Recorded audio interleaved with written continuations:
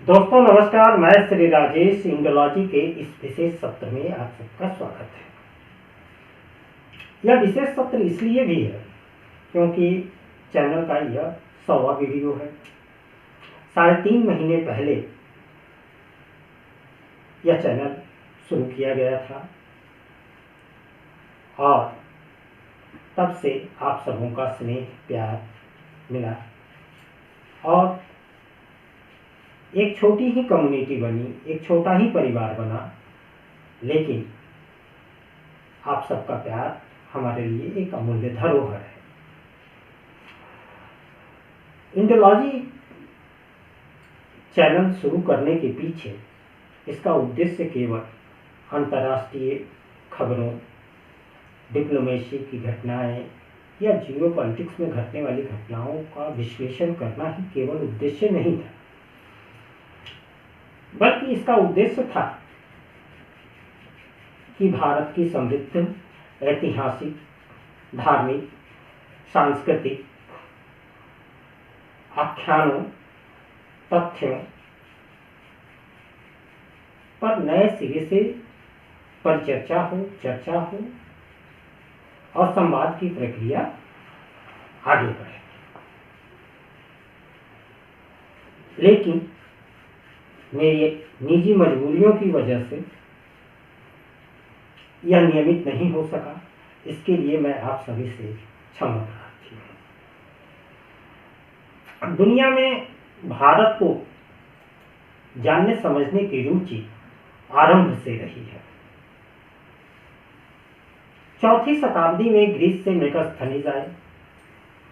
वह मौर्य साम्राज्य के दौरान चंद्रगुप्त मौर्य के दरबार में सेल्यूकस के राजदूत थे। उन्होंने अपनी पुस्तक इंडिका में भारत की राजनीति, सामाजिक संरचना, कृषि, अर्थव्यवस्था इत्यादि का वर्णन किया है। इसे भारत के इतिहास का महत्वपूर्ण स्रोत भी माना जाता है।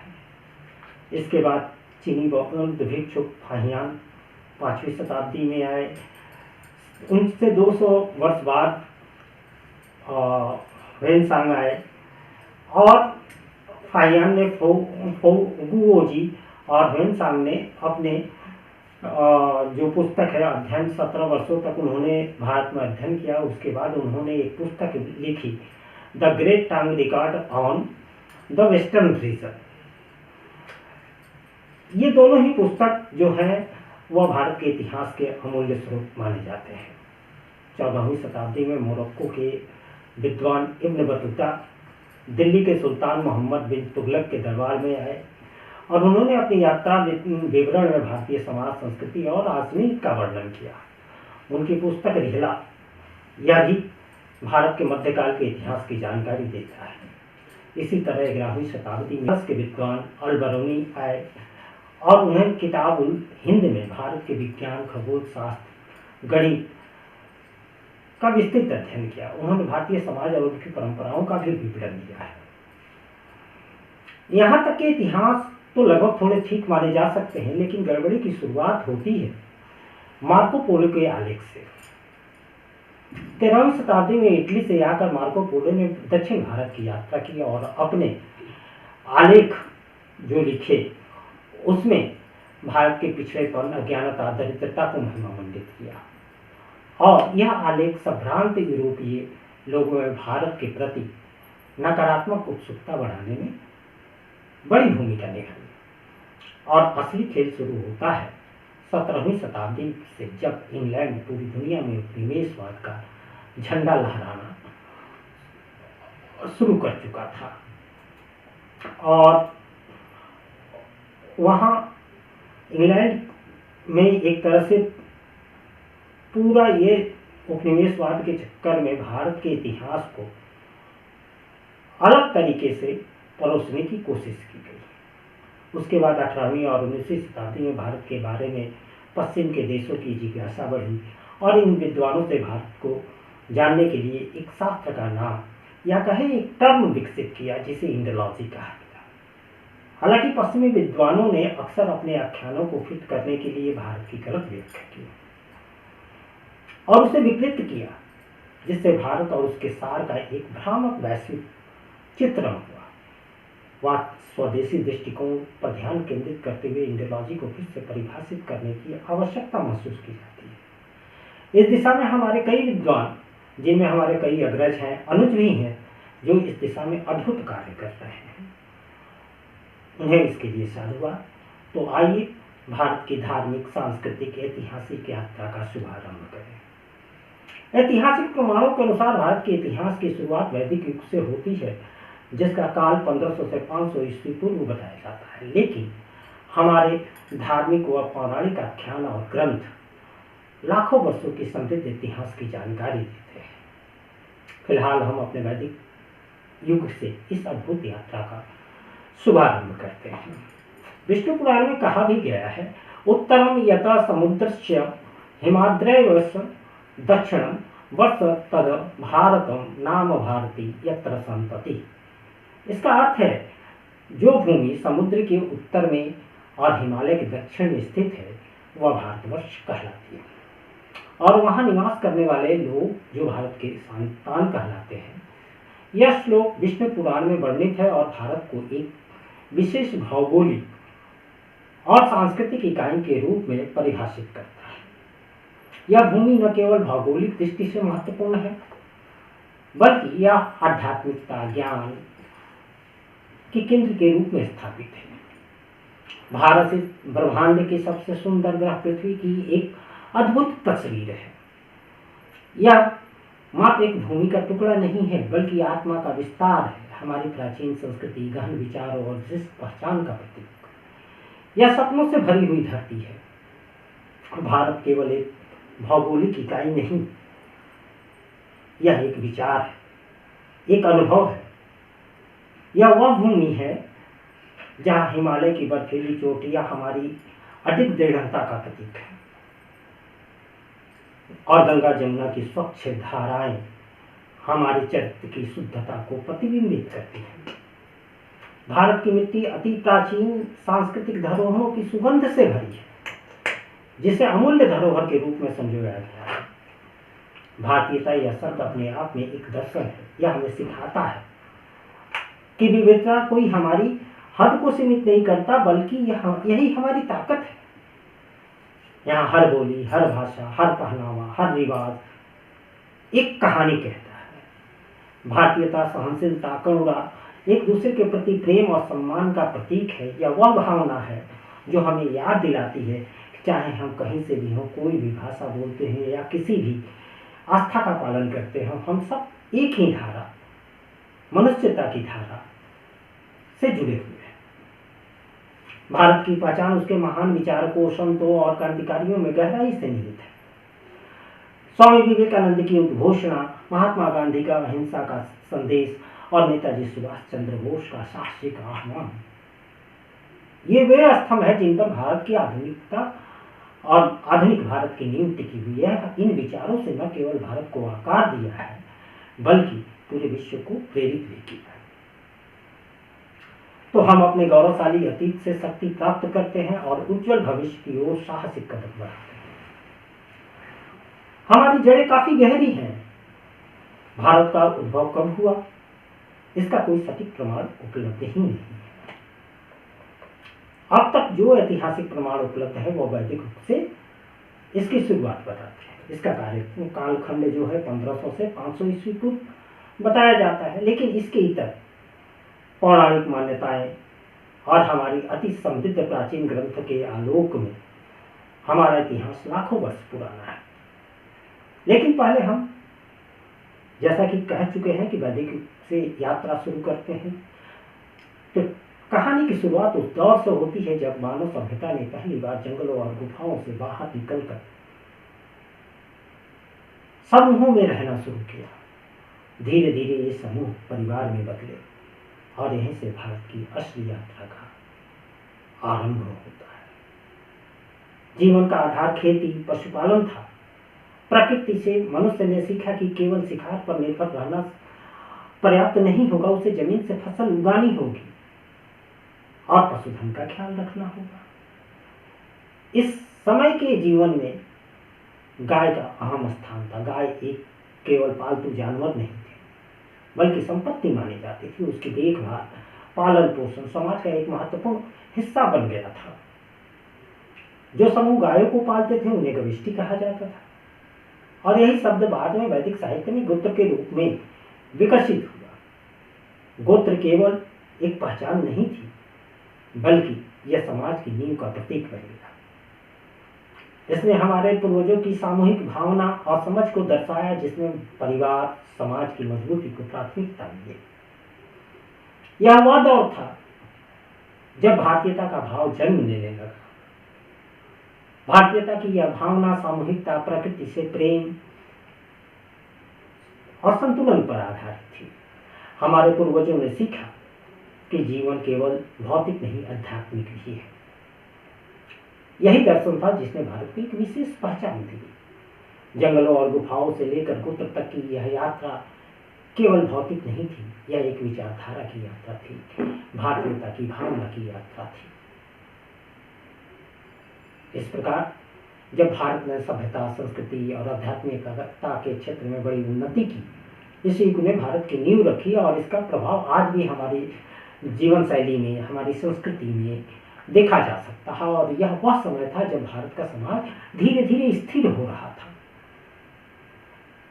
इस युग का नाम वेदों के आधार पर पड़ा। वेद जो कि ज्ञान के विशाल स्रोत थे, इसी युग में इस युग के ये साहित्य महत्वपूर्ण साहित्य माने जाते हैं। वेदों को की संख्या 4 है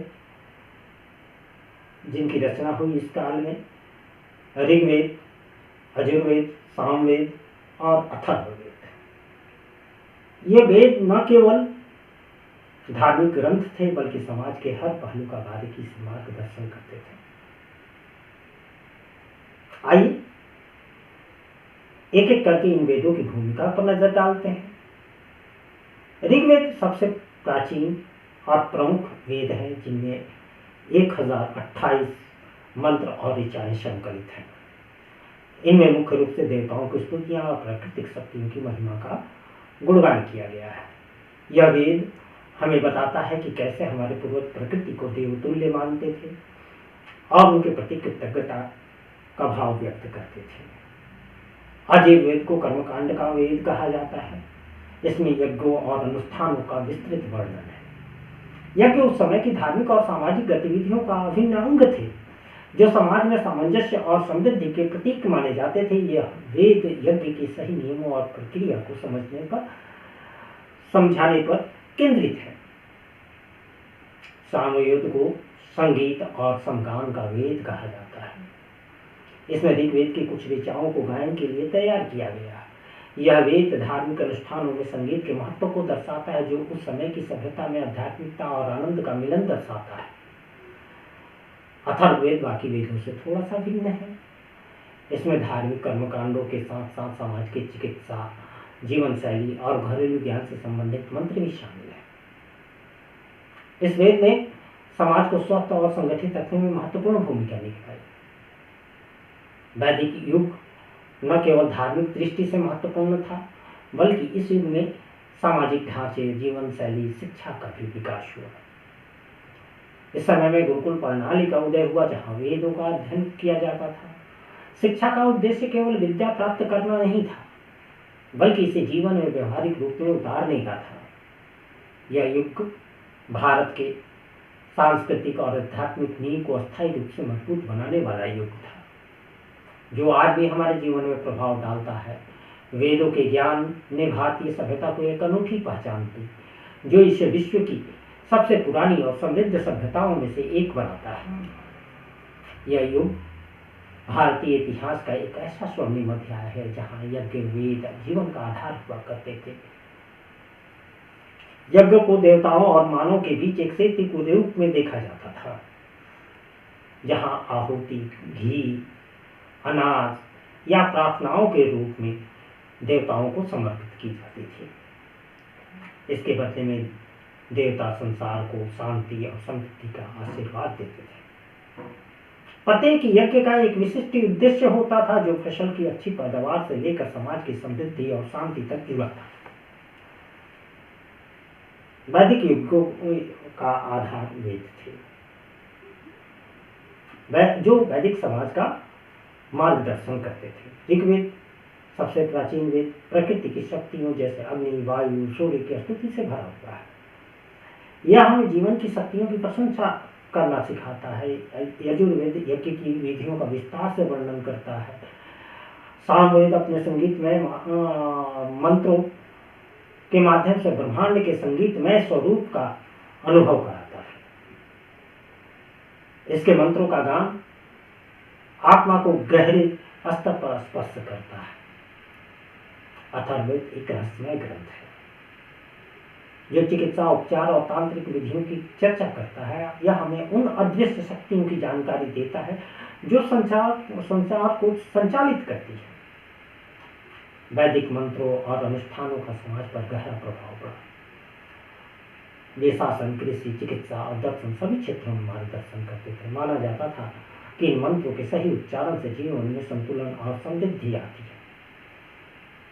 यज्ञों और वेदों का यह ज्ञान भारतीय समाज का ऋण था और आज भी आधुनिक समाज में आध्यात्मिक प्रथाओं में प्रेरणा का स्रोत है। यज्ञ का स्वरूप भले ही बदल गया हो, लेकिन उसका उद्देश्य समृद्धि, शांति और संतुलन है और वह आज भी भारतीय जीवन का केंद्रीय हिस्सा बना हुआ है। वैदिक युग में एक ऐसा समय आया जब समाज का ढांचा आकार ले रहा था, जीवन की दिशा निर्धारित हो रही थी। यह वह युग था जिसमें समाज ने न केवल अपने अस्तित्व की बुनियादों को समझा बल्कि अपनी हर भूमिका को पहचाना। वेदों के अनुसार समाज का ढांचा एक गहरे और संतुलित तंत्र की तरह काम करता था, जिसे आज हम वर्ण व्यवस्था के रूप में जानते हैं। यह व्यवस्था किसी व्यक्ति के जन्म, गुण और कार्य के आधार पर उसे एक स्थान देती थी। वर्ण व्यवस्था केवल सामाजिक विभाजन नहीं था, बल्कि यह एक उद्देश्य से जुड़ा था। इसका मुख्य उद्देश्य समाज में संतुलन और व्यवस्था बनाए रखना था। प्रत्येक वर्ग का अपना कार्य, अपना अधिकार था और यही कार्यों का संतुलन समाज की तरक्की में योगदान देता था। आश्रम व्यवस्था समाज के विभिन्न चरणों में जीवन के उद्देश्य को समझाती है। ब्रह्मचर्य में व्यक्ति ज्ञान प्राप्त करता है, गृहस्थ आश्रम में वह परिवार और समाज की जिम्मेदारियों का निर्वहन करता है, वानप्रस्थ में वह आध्यात्मिक जीवन की ओर अग्रसर होता है और संन्यास में वह मोक्ष की ओर बढ़ता है। यह समाज का वह स्वर्णिम काल था जहां प्रत्येक व्यक्ति की भूमिका स्पष्ट थी और वह समाज के समग्र उद्देश्य की दिशा में योगदान दे रहा था। वैदिक ने हमें यह सिखाया कि समाज का हर वर्ग, हर व्यक्ति अपने स्थान पर महत्वपूर्ण है। आज भी यह वैदिक दृष्टिकोण हमें जीवन के विभिन्न पहलुओं को समझने की दिशा दिखाता है। वह समाज जो संतुलित था, जहां प्रत्येक व्यक्ति को उसकी भूमिका के अनुसार स्थान मिलता था। क्या हम उस दिशा में कदम बढ़ा सकते हैं? यह सवाल आज भी हमारे सामने यक्ष प्रश्न की तरह खड़ा है। वैदिक युग की बात हो और यज्ञ और मंत्रों की बात ना हो, यह कहना संभव नहीं है। जब ओम का उच्चारण करते हैं तो हमारे भीतर ऊर्जा का संचार होता है। यह नाद ब्रह्म की स्थिति को दर्शाता है। वह स्थिति जहां मनुष्य का मन शांत हो जाता है, वह परम सत्य से जुड़ने की प्रक्रिया शुरू करता है। ओम हमें उस आंतरिक शांति की ओर ले जाता है जो ध्यान और साधना का मुख्य स्रोत है। ओम न केवल हमारे भौतिक शरीर पर प्रभाव डालता है, बल्कि यह हमारे सुप्त शरीर के चक्र को भी जागृत करता है। ध्यान और साधना के माध्यम से ओम का जप साधक को उसके आंतरिक स्रोतों से जोड़ता है और ब्रह्मांडीय ऊर्जा के साथ एकाकार करता है। इसी से इस ध्वनि का उद्भव हुआ और पहला मंत्र बना गायत्री मंत्र। यह मंत्र वैदिक युग से निकलकर आध्यात्मिकता के शिखर तक पहुंचा। उसके उच्चारण से न सिर्फ मन शांत होता है, बल्कि यह साधना और ध्यान की दिशा में पहला कदम भी है। गायत्री मंत्र का जन्म ऋग्वेद में हुआ, जहाँ इसे महर्षि विश्वामित्र ने संसार को दिया। इसका गूढ़ अर्थ है ज्ञान का प्रकाश, जो हमारे भीतर और बाहर व्याप्त अज्ञानता को दूर करता है। ओम भूर्भुवस्सुः तत्सवितुर्वरेण्यं भर्गो देवस्य धीमहि धियो यो न प्रचोदयात्। गायत्री मंत्र के आरंभ में उच्चारित होता है ओम, जिसे ब्रह्मांड की प्रथम ध्वनि माना गया है। ओम केवल एक शब्द नहीं, यह संपूर्ण सृष्टि का सार है। ध्यान, योग और साधना ये केवल क्रियाएं नहीं थी, बल्कि जीवन का आधार थी। वैदिक ऋषि इन क्रियाओं के माध्यम से अपने मन और शरीर को ब्रह्मांडीय ऊर्जा से जोड़ते थे। गायत्री मंत्र और ओम का सामंजस्य साधक को शाश्वत सत्य की अनुभूति कराता है। ओम से प्रारंभ होने वाला गायत्री मंत्र न केवल वैदिक मंत्र है, बल्कि यह भारतीय संस्कृति का अमूल्य उपहार है। चाहे वो किसी तीर्थ स्थल पर हो, किसी के घर में हो, गायत्री मंत्र की ध्वनि और ओम का उच्चारण वातावरण को शुद्ध कर देते हैं और आध्यात्मिक ऊर्जा का संचार करते हैं। ओम और गायत्री मंत्र केवल प्रार्थना नहीं है, यह एक यात्रा है ज्ञान से आध्यात्मिकता की, अज्ञानता से प्रकाश की। यह हमें वैदिक युग की उन परंपराओं से जोड़ता है जो आज भी हमारे जीवन का हिस्सा बनी हुई है।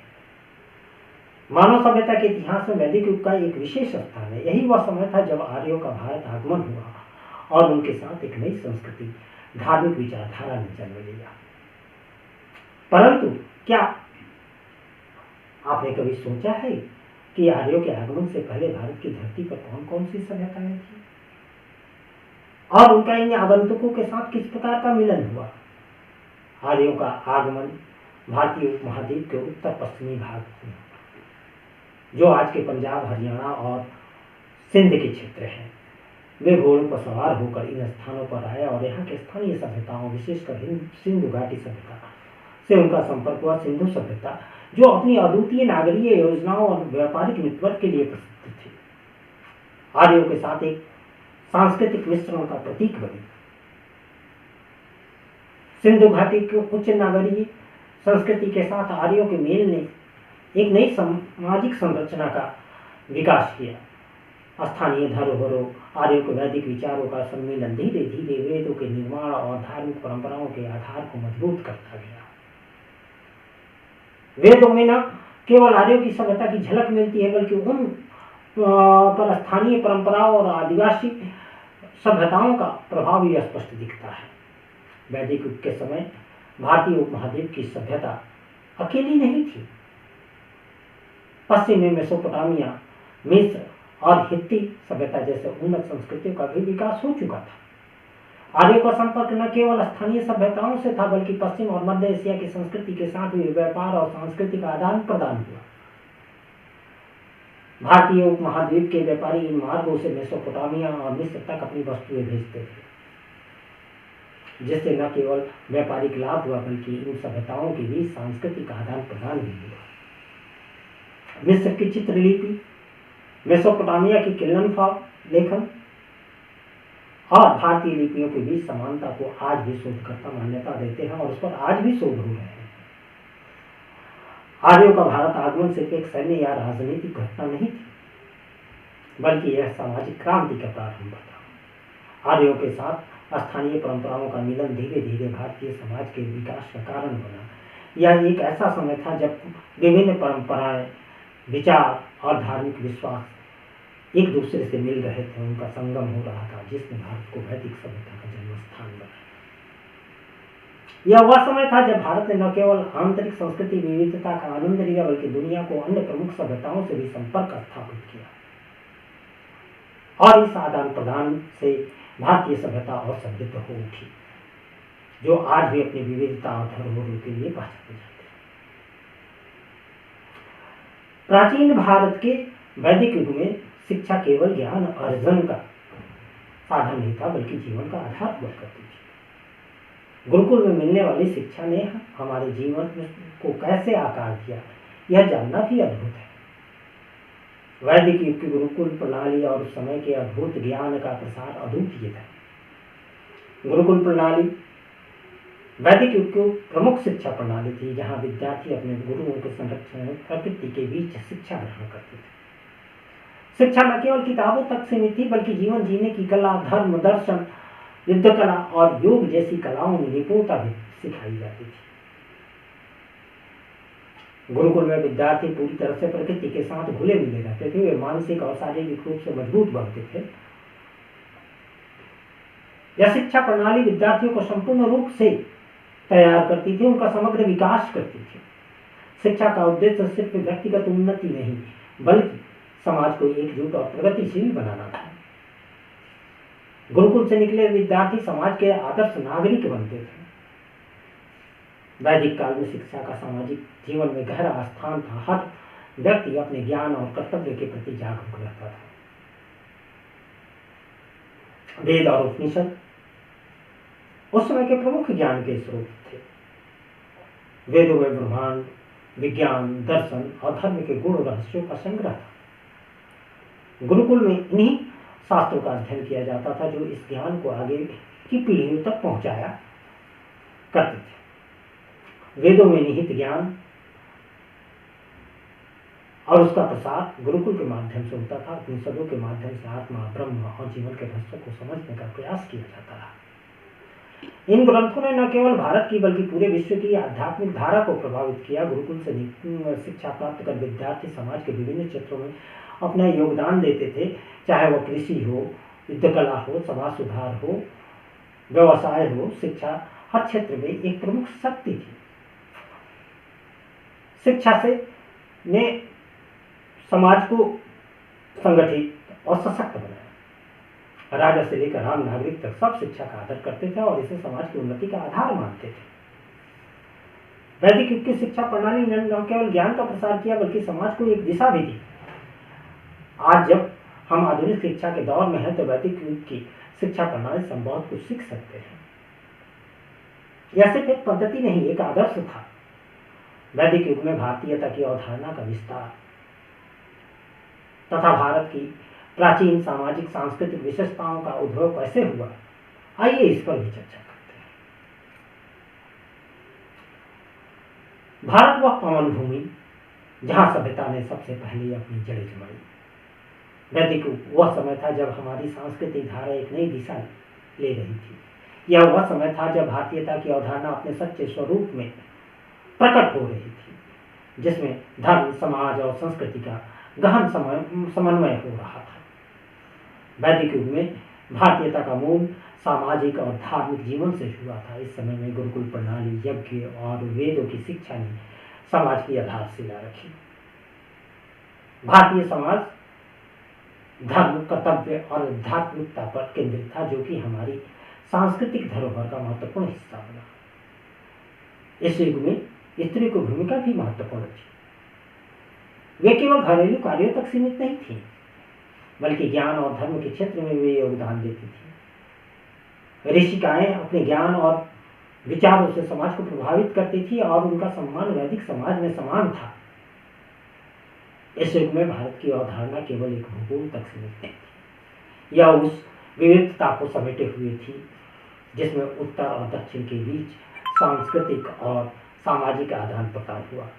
द्रविड़, आर्य और अन्य प्राचीन सभ्यताओं का संपर्क इन अवधारणा को और व्यापक बनाता गया। भारत ने विभिन्न भाषाओं, परंपराओं, विचारधाराओं को अपने भीतर समाहित किया। वैदिक युग में भारतीय समाज ने धर्म और कर्तव्य को सर्वोपरि माना। जाति व्यवस्था और कर्म सिद्धांत ने सामाजिक ढांचों को व्यवस्थित किया। ब्राह्मण ज्ञान के संरक्षक थे, क्षत्रिय समाज की रक्षा करते थे, वैश्य व्यापार और कृषि का संचालन करते थे और शूद्र सेवाएं प्रदान करते थे। इस व्यवस्था ने समाज को संगठित और सुचारू रूप से चलाने में मदद की। भारतीयता का सबसे महत्वपूर्ण पहलू इस युग में ध्यान और योग की परंपराओं का उद्भव था। भारतीय विचारधारा में या आध्यात्मिक गहराई ने न केवल भारतीय समाज को प्रभावित किया बल्कि पूरे विश्व को प्रेरित किया। वेदों और उपनिषदों के माध्यम से भारतीय मनुष्यों ने दुनिया को धर्म, ज्ञान और आत्मज्ञान की धरोहर सौंपी। वैदिक युग ने भारतीयता की नींव रखी और उस समय की सांस्कृतिक और सामाजिक विशेषताओं का प्रभाव आज भी हमारे जीवन पर, हमारे समाज पर दिखता है। भारत की यह भावना जो धर्म, कर्तव्य और विविधता में एकता पर आधारित है, हमारे आधुनिक जीवन में भी जिंदा है।